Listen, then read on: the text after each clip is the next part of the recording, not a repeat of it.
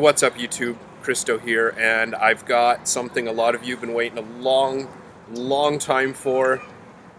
Got a Sacco shit video, and I'm joined with my man Eugen here. We actually filmed this before, and I wasn't happy with it. No fault of his. I just was too fussy about how it turned out. But perfectionist. For someone who has no editing. But yeah, so we're gonna do a Sacco shit video.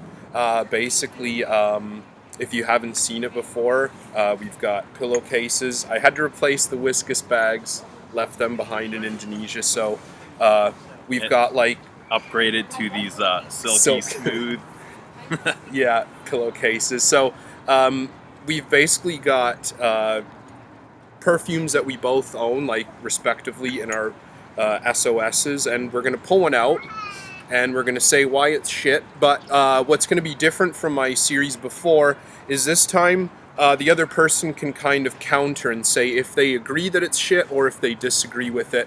We'll just kind of have a little back and forth and, discuss our thoughts and, discuss what each other think. Okay, so you want to go first? You're the guest. Sure. Grab one out first. First of all, I just want to say I really appreciate you having me on your SOS. Before we ever met, I was a huge fan of it, and now I'm thrilled to be part of this great segment. So here we go. To have you on. All right. So, pull in. Okay. I just want to say, first of all, I got some designer in here, some niche, some classic fragrances. So not to discriminate against any one genre. Or as well, if there's anyone out there that's famous in the YouTube community for liking something, it's nothing against them at all. It should still be going. All right. So yeah, go for it. Okay, I got my first one here, and I got to say, this is probably there's a cult-like following going on behind this fragrance. Ever since I came into kind of frag comp, people have been talking about this, and it's probably made every single top summer list out there. This is from Le Labo Bergamot 22. To me, this definitely belongs in the Sacco shit. This is a citrus bergamot fragrance. Opens up very nice, very well crafted, but this is a snoozer for me. Puts me to sleep instantly. It's like eating a big pasta dinner, You eat so much pasta and you get tired, you fall asleep on the couch. That's what this does to me after I apply it. After that beautiful bergamot note, this really goes nowhere. There's some vanilla and some musks and some woods in here, but if you can even detect it, it just doesn't develop the way a perfume of this caliber should. I think it's probably the worst perfume from Le Labo. Okay, I agree to an extent. It's SOS. It's like you said. It just, the opening is nice. I really like the opening, and then it's just boringness and nothingness. It's a nosedive. Yeah, and it turns into like that kind of creamy, slightly sweet hand lotion Le Labo base that pretty much everything has. Right. That's really generic after that really nice, sparkling, crisp bergamot goes away. So yeah, to me, it's not worth $2.50 per mil at 100 mil. Right. And this was a blind buy for me. And when I did wear it the first time, I was so utterly disappointed. So yeah, I think it's nice. If it was $100 for 100 mil, I'd do it. If it was like, $100, 75 mil, I'd do it. I don't buy perfumes to build a collection. I'm not a hoarder. I just like to buy things that I like or love. I wouldn't pay $50 for this, knowing really? Now. No, wow. I don't need it. And I'll give you $50 for it. Yeah, I'm gonna hang on to it for reference sake, but yeah, I mean, considering what I paid for it, I gotta mention as well, this was the first compliment I received in Canada, and one of only 2 open compliments I've gotten from strangers, which is kind of interesting because of all the stuff I've saying much. It is Canada. But what I think it is also because it's really fresh and clean compared to what I would usually wear. someone would be like kind Yeah, of nasally assaulted. I can see you getting a compliment on this before something that we would typically wear. Exactly, yeah. But it's just weird that of all the things I've worn, that's the first and one of only 2 in like 9 months that I've been openly complimented on. Right. Which Okay. is So strange. that's my first entrance. And I agree. It's SOS worthy, especially at that price range. Okay. All right, I'm gonna grab one out. Okay. Grab this. Okay, I already know what it is. This is a controversial one. This is really big for a while. Like, this is kind of one of the earlier niche days of FragCom when everybody was, hyping and, getting their hands on any niche they could. And you know what? I actually had a pretty good relationship with this when I first tried it. It's sweet. It's actually quite woody and creamy for a summer fragrance. It's Mandorlo di Sicilia. I haven't mentioned yet, but yeah, I was really in love with it, and then I committed to buying a full bottle, and I think it's just maybe what it is for summer kind of puts me off, because I still think it smells okay, but it just kind of makes me a bit nauseous in the summer heat, like really, really hot, like, humid tropical weather like you would get in Jakarta. So I just can't wear it anymore. My wife loves it, and someone actually complimented her on the street in Canada, and they actually asked her what it was, and she didn't know, and they actually gave their phone number so she could text her the name of it later. They loved it so much. Well, was it sure it was the fragrance they were complimenting? It was a woman who was like a middle-aged woman, so I assume. I don't know. But, yeah, so I don't know. What do you think? What's your thoughts? You know what? I mean, this isn't really my genre. It's not my thing.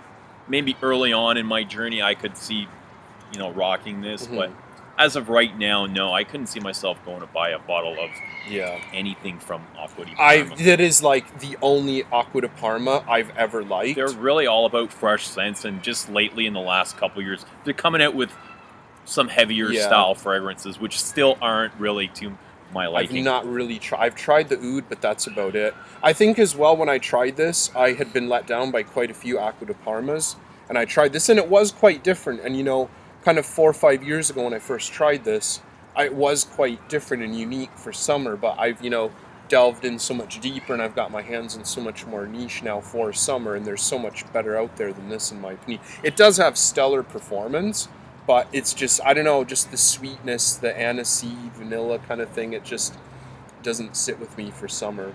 Yeah, I'm not overly familiar with much from their line, but... No, it's just fresh, clean citrus, classic Italian stuff, and it's just totally not my style at all. It's for guys that don't like perfume, really. Yeah, and that just want to smell good. Maintain a clean smell. Yeah. Okay. Go for it. Next we have... Okay. Wow. Okay. I'm going to get hated on for this. Okay. But this is Robert Piguet's Fracas. Again, I think it was released in the 1950s. Iconic fragrance. You know what Fracas means? Yeah, like melee or craziness. Upheaval, chaos. And that's exactly what I get from this fragrance. It's very chaotic. This was a blind buy for me. This is known as the reference tuberose, and when I heard that, I had to have it. This opens up with orange blossom, indolic jasmine, tuberose, some musk, some civet, some skank. There's all kinds of things in here, and this really all it does is go sour on my skin. It's synthetic, screechy, and it's headache-inducing so much that it drove me towards the medicine cabinet. I cannot handle it. Luca Turin called this the Ferrari of fragrances. Somebody else called it, gave it 5 out of 5 stars, like Chandler Burr, New York Times perfume critic. Every blogger adores this stuff. To me, I can't handle it. I just can't stand it. I want to wash it off. I worn it a couple of times. I don't know why I didn't stop after the first time. It was just so bad. And I read somewhere that people say you can only go one spray of this stuff, and we had this conversation, right? One spray, and your response to that pretty much was, that's just an excuse for cheap perfume. Yeah. I had not actually tried this until we met to do the SOS before, and I tried it before just to prepare, and then I tried it when we did the video, and man, it is loud and screechy, synthetic. I don't really. I would love to try an original or early formulation, but this is just no way. No, it's and it's quite a high retail, isn't it? It's well over $100. Yeah, retail, it was. Isn't it? I found it in a discount shop, and it was a blind buy, so it's around $100. But I think if you go up retail for this, like from a department store, it's like $150 or something. Yeah, maybe. Yeah, it's a lot. Pretty close. If you were to go online, maybe. Yeah. I don't know. I'm quite shocked, and I think it is one of those things as well because it was such an important fragrance at the time. It has such a cult following. No one will say anything against it. I mean, there's other tuberoses that try to duplicate this. Mhm. I actually find a lot of them do a better job. Yeah. Carnal Flower, it tried to duplicate, and it did. It succeeded. Yeah.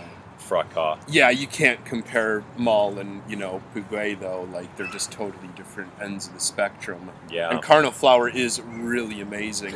It's like it's so mind-blowingly flawlessly good, blended. Yeah. So yeah, I with my minimal experience, and the thing is, I wouldn't try it again. Like, after I tried it those 2 times before, like, that's enough. I'm going to hang on to this, but the chances of me ever wearing this, like, properly are slim to none. Actually, it's none to none. There you go. All right, let's grab another one here. Okay, reach in. Okay, I know what this one is too. This is another one. I actually saw this fragrance. This is another one, kind of another summer fragrance that's been in everyone's top 10 list, top 10 designer list, top 10 summers of all time. And I had never tried it, mostly because I'm just not into the brand. This is Nautica's Voyage, and this is a little 20 ml travel spray. The thing with this is I saw it like Marshall's Winners. They had it for like $10 for 20 ml. And I was like, you know what, I'm not paying that. There's no way I'm going to pay $10 for 20 ml in a cheap plastic bottle that you can get 100 ml in a nice, thick, heavy glass bottle for, right? Yeah, for Perfect a little bit logic, more, right? maybe. Yeah. Makes sense. So I saw it at another location a couple weeks later, and it was knocked down to $2, $2 Canadian dollars. Well, that's all it's worth. I picked it up, and of course, I ran out to the car, sprayed it on my hand, and was instantly disappointed. To me, it smells like a $20 fragrance. It smells like a 20-cent per mil fragrance. Well, that's the thing. We had this conversation, and you said something about when you can afford their clothes or something along those lines. Yeah, my rule of thumb is I'm not even joking. If I can afford their clothing as a designer, they probably make shitty perfume. And I don't even wear Nautica because I think Nautica's too shitty for me to even wear. So that says what I think of their perfume. I stereotypes their perfume. And I've tried a couple, like if I'm walking through the department store, especially in Indonesia, because these are really cheap there. I'll take one. There's something with, something with numbers like coordinates or something. Yeah. Latitude or longitude or something. I don't really pay They attention push that quite a lot in this line. Department stores, but I just smell it and throw it away. And I remember saying this to you before we even did the Sacco shit, talking about this. Like, I wonder who the perfumer is. And I was like, it's no one. It's just such a garbage throwaway fragrance. They can't afford a perfumer, let alone someone named. And there's actually a well-known established perfumer. Yeah. We looked it up, Yeah. and it was Maurice Roussel. Yeah, I was shocked, like absolutely shocked. He makes like Musc Ravageur, which is one of the most beloved fragrances in the fragrance community. That's correct. Very high-end niche. Now, my take on this is there is a market, and for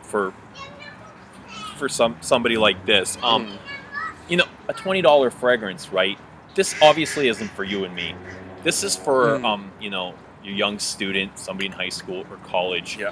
And once you really get out of that stage, you know, you should be putting this away along with your Crocs and your army cargo pants. And your pop your collars camouflage. Yeah, and you know, you start working, you get a job, you make a little bit more money, you upgrade your clothes, your wardrobe, your fragrances. It's, you know, I'm 40. I wouldn't expect somebody my age to wear this. No. You know, you just got to keep advancing. So this is for a young teen. For someone starting out that likes fresh, you know, easy to wear. And I can see somebody with a large collection wanting to have this just for collector's sake. Yeah. Fine, but to actually wear this on this for your daily driver, absolutely not. No. This is sacco shit. That one's definitely unanimous. All right, let's do one more. My turn? Yeah. Okay. Okay, here we have Dolce & Gabbana Pour Homme. This is the made in Germany version. Okay, so when this first came out in 94? It's 1994, I think it was. I had a bottle like the same year of release, made in Italy version. Probably one of my, not my favorite, but one of many favorites. I enjoyed it. I finished the whole bottle. Created so many scent memories with that. I traveled Europe. It was the only bottle I took with me. Amazing, amazing tobacco note, citrus. And when I ran out of my bottle, not knowing anything about reformulations, I went and I picked this up. And the moment I sprayed it, I was like, this is not the same Dolce & Gabbana that I know of. So I wore it a few times and it started to give me a headache, made me nauseous. It made me irritative, and I just didn't enjoy it. And then I kind of did some research and I was like, okay, this is a reformulated version. So it's pretty screechy. It opens up very citrusy, very soapy, very synthetic. That very synthetic cedar note that I so despise is my most hated note in perfume, is that cedar note. Yeah, it gives me a headache, and there's no tobacco in here. And to top it all off, they finish it with a base of tonka, which just does not go. There's no rhythm to this. There's no flow. So many sharp edges, and it's so disappointing, you know. And for something that's so liked in Fragcom, you know, for me, it's sacco shit worthy. Yeah, I totally agree with you. I had way back, I did my collection video, and I had one of the vintage bottles, and I showed it, and I don't know, I think I said I wasn't that into it, or later in another video said I wasn't really into it anymore, and I had all these people like PMing me, ask if they could buy the bottle. I was like, you know what, I already sold it on base notes. Yeah. And I never liked it then. To me, citrus and tobacco is like the worst clash of notes there is. So even on the classic, you know, I know there's a lot of people who love and adore the classic, but I just can't stand the citrus, and I think it's lemon. Yeah, it's lemon, bergamot, neroli. Just with the tobacco. I hate it. I can't. It was very strong, very masculine. It was the fragrance of the 90s, the mid-90s. It was on every billboard, every department store. Everybody was wearing it. Mm-hmm. It was kind of like, I don't know, the 1 million of today or something like that along those lines. I honestly don't remember. I was too young back then. And who knew of niche back then? Yeah, you know, that's very all I few, knew yeah. was department store fragrances. Yeah. All right. Anyway. Let's get one more here quickly before my battery dies. And okay. All right, this one here. Now, I don't know if you've had experience with this. You've probably smelled it. No. Let me show them first. This is Serge Lutens Vitriol d'Oliot, and it's a carnation-based fragrance. I like carnations. Okay, I do too. I love carnation. I love Serge Lutens. It's got this like dark purple look. You'd expect it to be kind of gothic. Yeah, interesting dark, color. heavy. The opening is nice. There's really nice, dark, slightly sweet carnation. Then after about 10 or 15 minutes, it just dries down into this super boring, kind of white, musky, sweet, just boring nothingness. I find the top pretty boring. Like, Yeah. right, the opening note. I would give the top a little bit more credit as well. That's the thing. I don't know it. I've never worn it before. And as well, the thing is, like, I think I smell some lilies in there. there's definitely florals, like, other than the carnation, but yeah, it just, I'm a huge fan of Serge Lutens, and this was like my first. That's really interesting because they're known for their openings and fragrances to be loud and abrasive, Dark and heavy and strange, yeah. They're And, actually one of my favorite openings in all of perfumery is from Serge Lutens line. yeah. This is definitely like my most disappointing Serge fragrance that I've tried.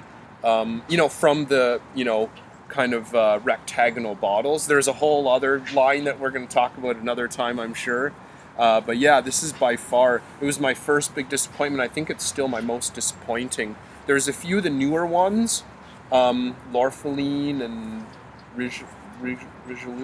Regulus or Yeah, whatever. okay. I find them pretty disappointing. I haven't had as much time with them as this, so maybe I might be a bit more into them. But yeah, I find this to be a completely and utterly disappointing fragrance from this line. I don't know, like, okay, it's starting to open up on me. I can see this being pretty nice for the springtime because it is all florals and. But I don't know, for $150 retail. Yeah, this is the heavier concentration. It's not something that I'd run out and buy. No. And the only reason I got it was because it was like a daily special on Strawberry Nat, and I was like, oh, Carnation. I was really into Carnation at the moment. I love Serge Lutens. It's, you know, higher tier, you know, price level, and it was like $70 or something. So it's just like, you know, no brainer. If you guys are ever looking for Kristo, you can find him on Strawberry's daily special. He's there all the time. Although it's been really crap recently. There's been nothing for months. Yeah. So That's it. We're all out of bottles. Well, I got a couple more. Well, but I'm we going to do, save but- those for next time. 3 and 3 is a good measure. Yeah. So there you go, Sacco Shit. Hopefully it's like 2 year or more than 2 year wait. Yeah, I've been waiting a long time. I know I've seen the messages you've been getting. People have Yeah. been sending me messages, get Kristo to Oh, make really? Sacco. I didn't know that. Yeah. I actually didn't know that. I'll forward them to you, All but right. Well, there you go. Let us know what you think. I'm sure there's going to be some people out there unhappy with their choices, but I'm sure there's going to be some that it's totally good to ruffle agree. a little bit of feathers, but, you know, Yeah. it's all in good fun. It's all in good fun. No one's meant to be, you know, getting targeted or, you know, made fun of. It's, you know, because I'm sure there's lots of people that hate our fragrances. and whatnot. Absolutely.